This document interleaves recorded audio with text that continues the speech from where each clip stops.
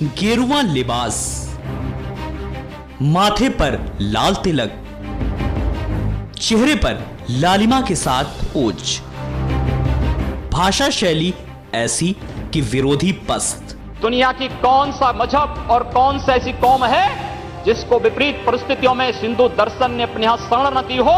आज जब उसी के खिलाफ षड्यंत्र होना प्रारंभ होता है, और मुझे लगता है इन लोगों के कर्मों का फल है कि पूरे देश का हिंदू जनमानस आज इस बात के लिए तैयार हो रहा है कि उसके खिलाफ आज शासन तंत्र से जो षड्यंत्र हो रहे हैं उसका जवाब अपने स्तर पर देना ही पड़ेगा। प्रखर राष्ट्रवादक का नायक।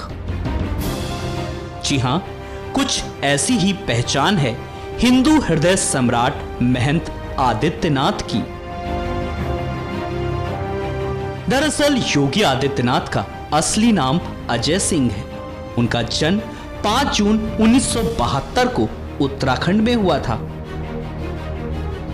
उन्होंने गढ़वाल विश्वविद्यालय से गणित में बीएससी किया है। वो गोरखपुर के प्रसिद्ध गोरखनाथ मंदिर के महंत हैं। आदित्यनाथ गोरखनाथ मंदिर के पूर्व महंत अवैधनाथ के उत्तराधिकारी हैं, जो हिंदू युवा वाहिनी के संस्थापक भी हैं, जो कि हिंदू युवाओं का सामाजिक, सांस्कृतिक और राष्ट्रवादी समूह है।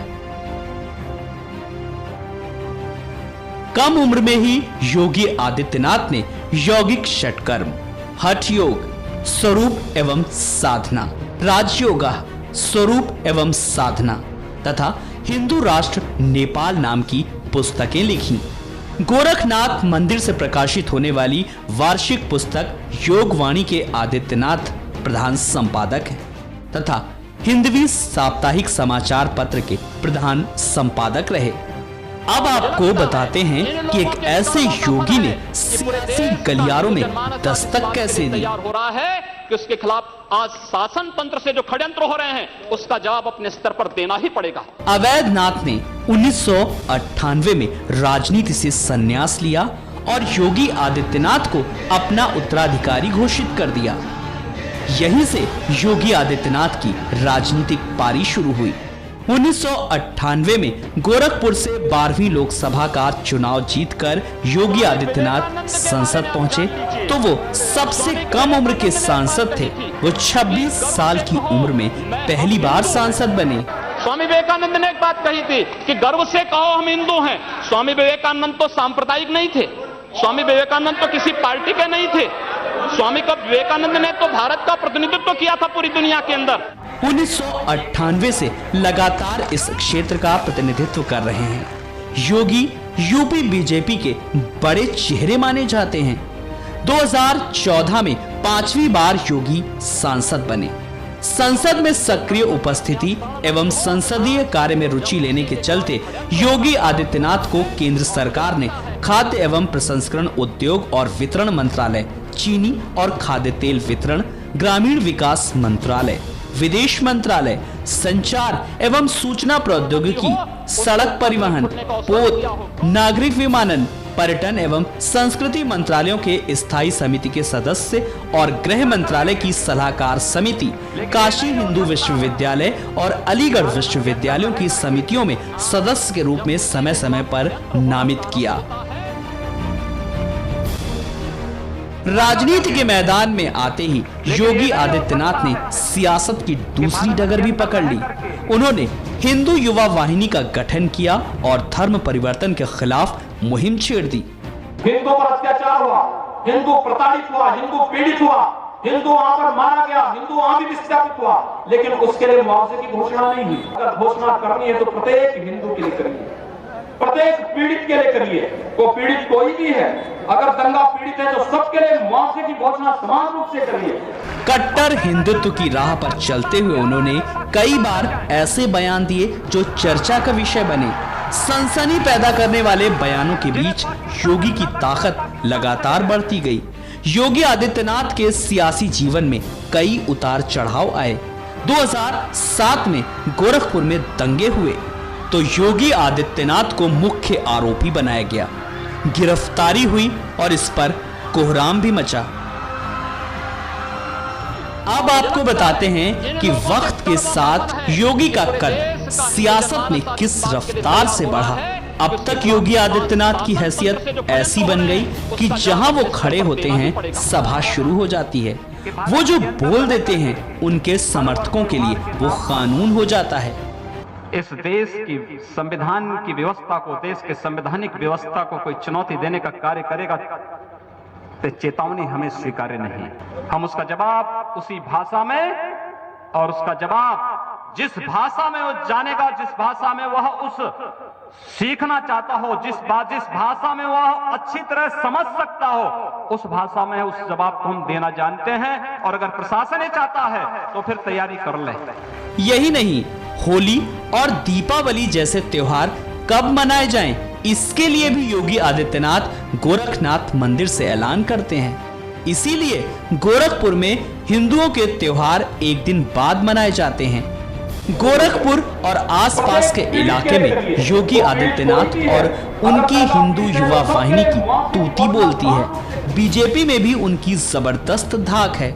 इसका प्रमाण ये है कि पिछले लोकसभा चुनावों में प्रचार के लिए योगी आदित्यनाथ को बीजेपी ने हेलीकॉप्टर मुहैया करवाया था। योगी आदित्यनाथ के बढ़ते ग्राफ के बीच उनके कई सियासी दुश्मन भी पैदा हो गए। 7 सितंबर 2008 को सांसद योगी आदित्यनाथ पर आजमगढ़ में जानलेवा हिंसक हमला हुआ। इस हमले में वे बाल बाल बचे थे। यह हमला इतना बड़ा था कि 100 से अधिक वाहनों को हमलावरों ने घेर लिया और लोगों को लहूलुहान कर दिया। यही नहीं, आदित्यनाथ को गोरखपुर दंगों के दौरान जब गिरफ्तार किया गया, जब मुस्लिम त्योहार मुहर्रम के दौरान फायरिंग में एक हिंदू युवा की जान चली गई थी। डीएम ने बताया कि वो बुरी तरह से जख्मी हैं।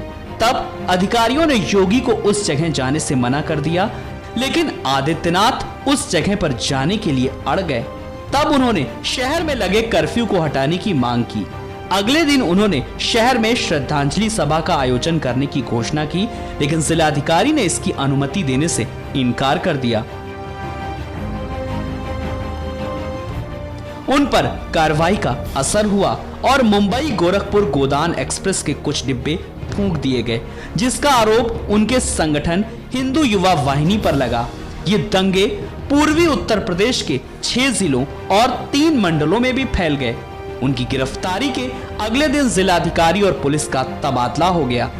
अपनी पीठ की परंपरा के अनुसार योगी आदित्यनाथ ने पूर्वी उत्तर प्रदेश में व्यापक जनजागरण का अभियान चलाया। सहभोज के माध्यम से छुआछूत जैसी भेदभावकारी रूढ़ियों पर जमकर प्रहार किया। योगी जी ने हिंदू समाज को संगठित कर राष्ट्रवादी शक्ति के माध्यम से हजारों मतांतरित हिंदुओं की घर वापसी भी कराई। गोरक्षा के लिए आम लोगों को जागरूक करके गोवंशों का संरक्षण एवं संवर्धन करवाया। पूर्वी उत्तर प्रदेश में सक्रिय समाज विरोधी एवं राष्ट्र विरोधी गतिविधियों पर भी प्रभावी अंकुश लगाने में भी योगी आदित्यनाथ ने सफलता हासिल की। उन्होंने हिंदू पुनर्जागरण अभियान से प्रभावित होकर गांव, देहात, शहर में बैठे युवाओं ने इस अभियान में खुद को पूरी तरह समर्पित कर दिया। हिंदू पर अत्याचार हुआ, हिंदू प्रताड़ित हुआ, हिंदू पीड़ित हुआ, हिंदू वहां पर मारा गया, हिंदू वहां भी विस्थापित हुआ, लेकिन उसके लिए मुआवजे की घोषणा नहीं हुई। और सुप्रीम कोर्ट ने इसलिए सरकार को आड़े हाथ लिया था, फटकार लगाई थी प्रदेश सरकार को, और कहा था अगर घोषणा करनी है तो प्रत्येक हिंदू के लिए करिए, प्रत्येक पीड़ित के लिए करिए। बहुआयामी प्रतिभा के धनी योगी आदित्यनाथ धर्म के साथ साथ सामाजिक, राजनीतिक एवं सांस्कृतिक गतिविधियों के माध्यम से देश की सेवा में लगे हुए हैं। सियासी सफर के दौरान योगी आदित्यनाथ के कुछ ऐसे बयान भी सामने आए जो खूब चर्चा में रहे और विरोधी इन बयानों को लेकर लगातार निशाना साधते रहे। योगी आदित्यनाथ का सबसे चर्चित बयान दादरी में हुई हिंसा के बाद सामने आया। योगी ने कहा, यूपी कैबिनेट के मंत्री आजम खान के यूएन जाने वाले बयान के बदले उन्हें बर्खास्त किए जाने की मांग की। अगस्त 2014 में लव जिहाद को लेकर योगी का एक वीडियो भी सामने आया था, जिसे लेकर काफी हल्ला मचा था। इस वीडियो में योगी आदित्यनाथ अपने समर्थकों से कहते सुनाई दे रहे थे कि हमने फैसला किया है कि अगर वे एक हिंदू लड़की का धर्म परिवर्तन करवाते हैं तो हम 100 मुस्लिम लड़कियों का धर्म परिवर्तन करवाएंगे। अगर वो एक हिंदू बालिका को ले जाएंगे तो कम से कम 100 मुस्लिम बालिकाओं को हिंदू। बाद में योगी ने वीडियो के बारे में कहा कि मैं इस मुद्दे पर कोई सफाई नहीं देना चाहता। ये मीडिया की जिम्मेदारी है कि वो ऐसे वीडियो दिखाने से पहले उनकी जांच कर ले। योगी के चर्चित बयानों का सिलसिला यही नहीं थमा। फरवरी 2015 में योगी आदित्यनाथ ने विवादित बयान देते हुए कहा था कि अगर उन्हें अनुमति मिले तो वो देश के सभी मस्जिदों के अंदर गौरी गणेश की मूर्ति स्थापित करवा देंगे। साथ ही उन्होंने कहा था कि आर्यव्रत ने आर्य बनाए, हिंदुस्तान में हम हिंदू बना देंगे, पूरी दुनिया में भगवा झंडा फहरा देंगे। हिंदुत्व की सदी है और हिंदुत्व की सदी केवल भारत की नहीं दुनिया की सदी होगी। पूरी दुनिया के अंदर हिंदुत्व का झंडा एक बार पुनः मजबूती के साथ भगवा झंडा दुनिया के अंदर कोने कोने में लहराएगा। मक्का में गैर मुस्लिम नहीं जा सकता, वेटिकन सिटी में गैर ईसाई नहीं जा सकता है, हमारे यहाँ हर कोई आ सकता है।